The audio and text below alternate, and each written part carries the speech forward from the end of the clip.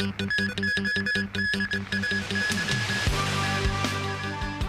man is killed in an industrial accident at the airport. 4 men are arrested over a diamond trading operation involving $500 million. And a look inside a Hamas tunnel in Gaza.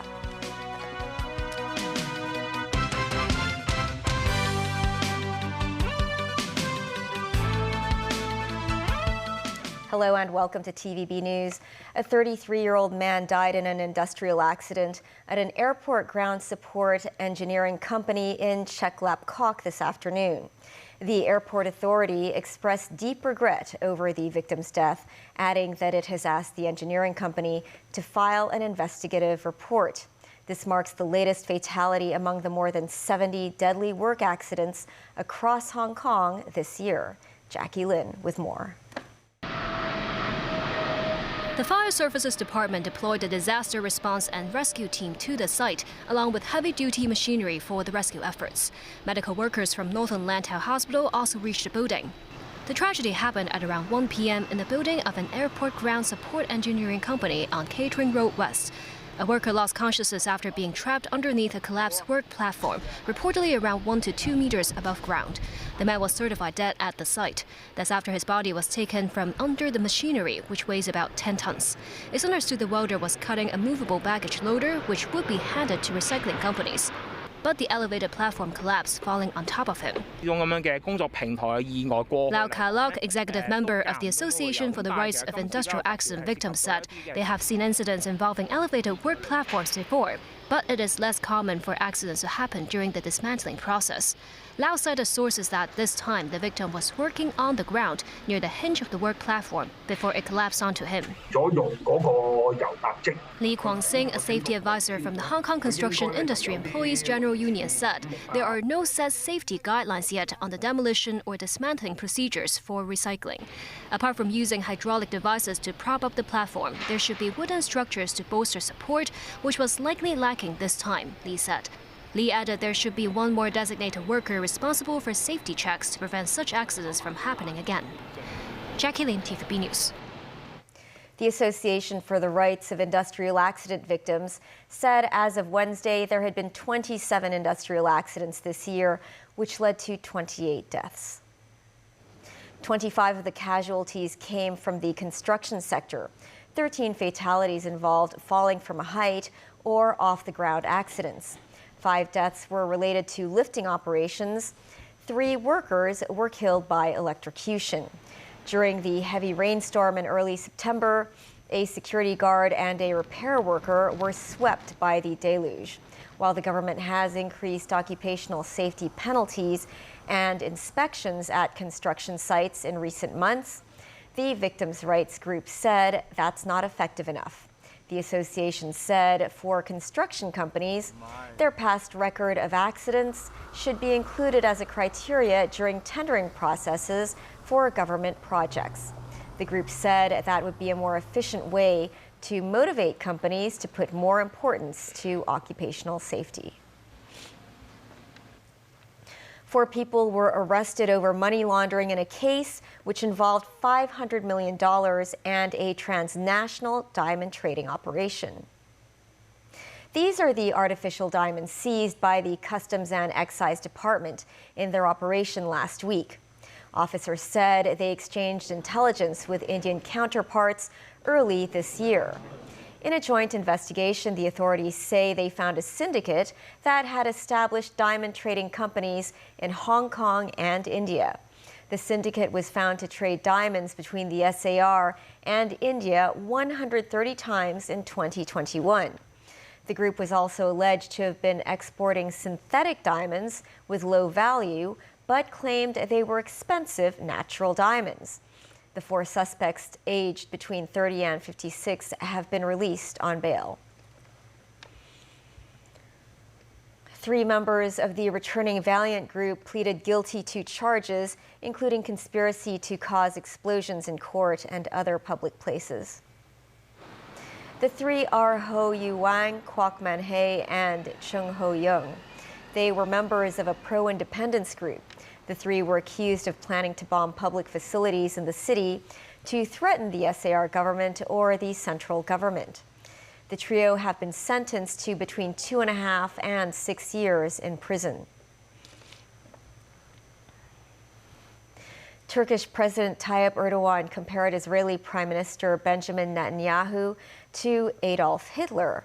Erdogan drew likenesses between Israel's strikes on Gaza and the Nazis' treatment of the Jews in World War II. Netanyahu responded by saying Erdogan is the last person who should be preaching morality to others, as he committed genocide against Kurds and imprisons journalists. Meanwhile, the Israeli military are continuing to expand operations in the south of Gaza. David Garrett reports.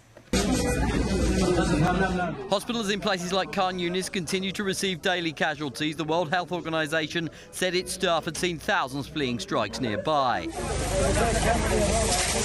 Firefighters tackle a blaze after an airstrike in central Gaza. The Gaza Health Ministry said at least 20 were killed here, with 50 dead overall in the last 24 hours. It could add to the 80% of Gazans that have been displaced. One of the striking images suggesting a broadening offensive is the emptying of refugee camps in central Gaza. There were 90,000 here, but that has dropped by a third, according to the UN. For those who can, they have left areas in central Gaza to move to safer camps in the south. Israel say they target such areas to root out Hamas. Rather than scaling down, Israel's own war cabinet is talking about upping activity. The minister of the war cabinet, Benny Gantz, said Israel have eliminated thousands of terrorists and they need to turn it up and continue. He also warned Hezbollah as fighting on the Lebanon border continues. With more than 20,000 Palestinians already killed in Gaza, Turkish President Recep Tayyip Erdogan compared Benjamin Netanyahu and Israel to Adolf Hitler and the Nazis. What difference do you have from Hitler? Erdogan asked. They will make us long for Hitler. Is there anything different in Netanyahu's actions compared to Hitler's? No.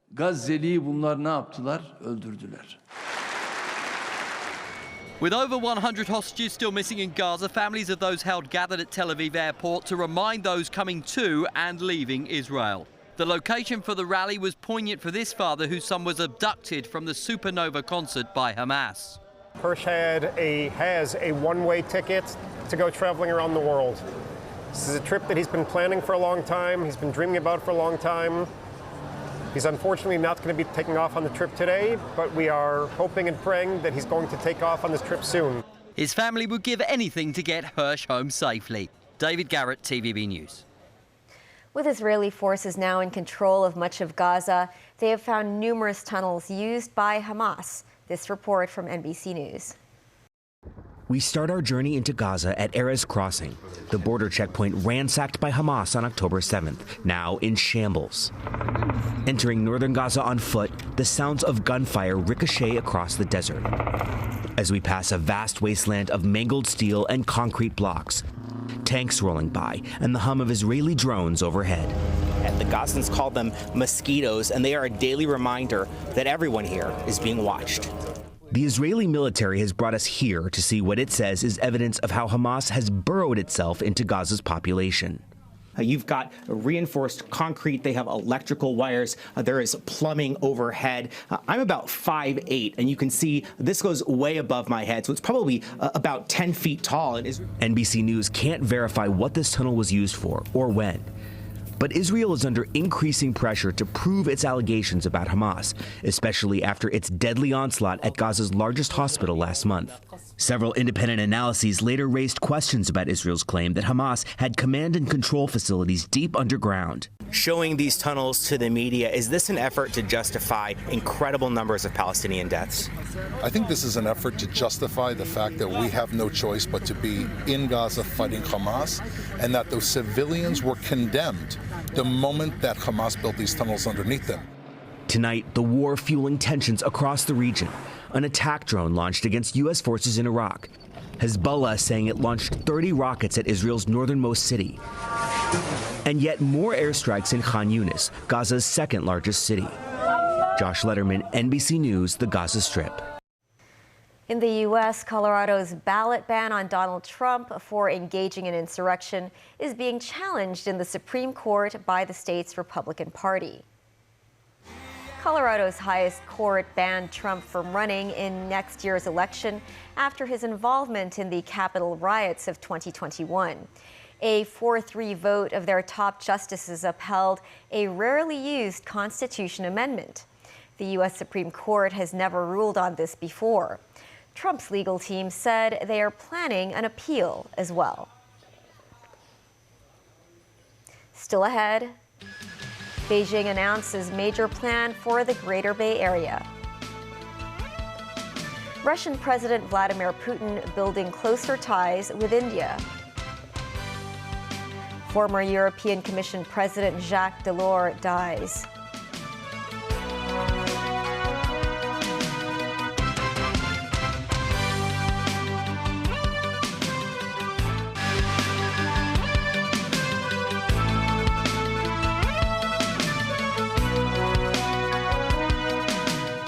Welcome back to TVB News.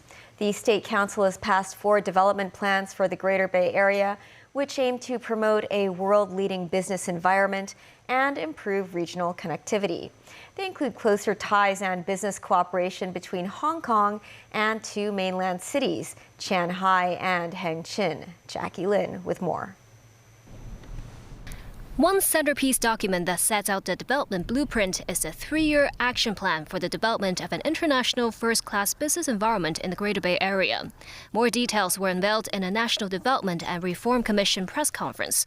They include promoting the market integration of the Greater Bay Area through fostering more open environments in business, legal frameworks, and government administration. Also offered are solutions tailored to issues raised by enterprises. Guo Lanfeng, a member of the leadership group of the National Development and Reform Commission, said, "Without a first-class business environment, there's no way we can talk about a first-class Bay Area or city cluster." For the Shanghai Overall Development Plan, the National Economic Planner has proposed promoting the district's leading role to deepen cooperation between Hong Kong and Shenzhen, including in the modern services industry. Also speaking at the press conference, Hong Kong's Chief Secretary for Administration, Eric Chan, he said the plans hold great significance for both Hong Kong and the mainland. Chan said the plan could further cement Hong Kong's role as an international financial center and position as an intermediary for the two-way flow of capital, while providing support for the further opening up of the mainland market. Shenzhen Mayor Qin Wei-zhong said the city will continue to facilitate Hong Kong residents in their business registrations, professional practices, and entrepreneurial ventures. The Development Commission also looks set to relax the rules for Hong Kong and Macau residents to work in Hengqin. Jackie Lin, TVB News. The Agriculture, Fisheries and Conservation Department said 1,100 pigs will be culled within a week. This after more of the animals were tested for African swine virus in Hong Kong. The cases were uncovered at a pig farm in San Tin, Yuen Long, during an AFCD inspection. The farm holds a proper license, but 20 among the 25 pigs tested there were detected to carry the African swine fever virus. Authorities said they received no reports of abnormalities or outbreaks at other pig farms within 3 kilometers of its vicinity. The AFCD added the African swine fever virus won't infect human beings and it doesn't cause food safety risks. Pork cooked thoroughly is safe for consumption. And a correction earlier in the NBC story on tunnels in Gaza. The correct quote from the Israeli soldier is Israeli forces were fighting Hamas. Meantime, Russian President Vladimir Putin hailed the growth in trade turnover with India as he met with New Delhi's foreign minister in Moscow. Speaking during the meeting with Indian Foreign Minister Subramanyam Jaishankar, Putin said the growth in trade between the two nations over the last 9 months had already exceeded the entire growth of last year. India's foreign minister said bilateral trade turnover had exceeded $50 billion. He also confirmed that Indian Prime Minister Narendra Modi planned to visit Russia next year. An agreement was signed between the two countries in the nuclear sector, which would take a nuclear power project in India forward. India is increasingly important to Russia as a market for oil exports, the backbone of its economy, as Western sanctions curtail oil shipments. Former European Commission President Jacques Delors, a founding father of the European Union's historic single currency project, died on Wednesday at the age of 98. Daniel Rowell takes a look at the life and legacy of the Frenchman, who is one of the EU's most influential politicians. Former European Commission President Jacques Delors' daughter Martine Aubry, the socialist mayor of the French city of Lille, told AFP that her father died in his sleep at his Parisian home. French President Emmanuel Macron paid tribute to his compatriot as an inexhaustible architect of our Europe and a fighter for human justice. European Commission President Ursula von der Leyen said Jacques Delors was a visionary who made Europe stronger. Delors was a rarity in French public life. He was a self-made man from a working-class home who did not come up through the Grande École or prestigious schools. Instead, he took night school classes in economics. Between 1981 and 1984, he served as France's finance minister under President François Mitterrand before Mitterrand and German Chancellor Helmut Kohl tapped him to run the EU's executive branch. Delors, an advocate of post-war European integration, served as president of the European Commission for 3 terms, longer than any other holder of the office, from January 1985 until the end of 1994. During Delors' decade as European Commission chief, the EU completed its integrated single market and agreed to introduce a single currency and build a common foreign and security policy. The then 12-nation bloc also set the conditions on his watch for eventually admitting the ex-communist states of Central and Eastern Europe after the fall of the Berlin Wall in 1989. Delors, a staunch federalist, was a passionate defender of a closer European Union. He frequently clashed with Britain's then Prime Minister Margaret Thatcher, who vigorously pushed back against any shift of power to Brussels. Federalists still warn that planned further enlargement, perhaps as far east as Ukraine, risks bringing decision-making to a grinding halt if deeper reforms are not enacted. Nevertheless, Delors at the time expressed pride in the EU's record of spreading peace, prosperity, democracy and the rule of law on a continent scarred by decades of war, dictatorship and atrocities. Daniel Rowell, TVB News.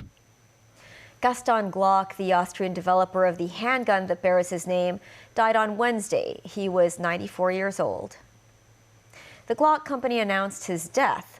Glock, an engineer, founded the company in 1963 in Deutsche Wagram near Vienna. It has since expanded around the world, including a U.S. subsidiary founded in 1985. Glock handguns are used by police and some countries' military forces, as well as private customers. The weapon was significantly lighter, cheaper, and more reliable than other models available when it was created.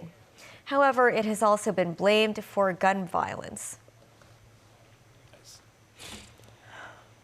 In New York, a new lighting display pattern for the Times Square New Year's Eve ball has been unveiled just days before the iconic celebration. This year's celebratory design features a bow tie pattern created in partnership with Fontainebleau Las Vegas. That's a luxury resort and casino that opened on the Strip earlier this month. It is a tribute to when Times Square used to be known as the bow tie. The New Year's Eve ball is covered with nearly 2,700 crystal triangles that vary in size. It weighs over 5,300 kilograms. That's the news. Thanks for watching. Good night.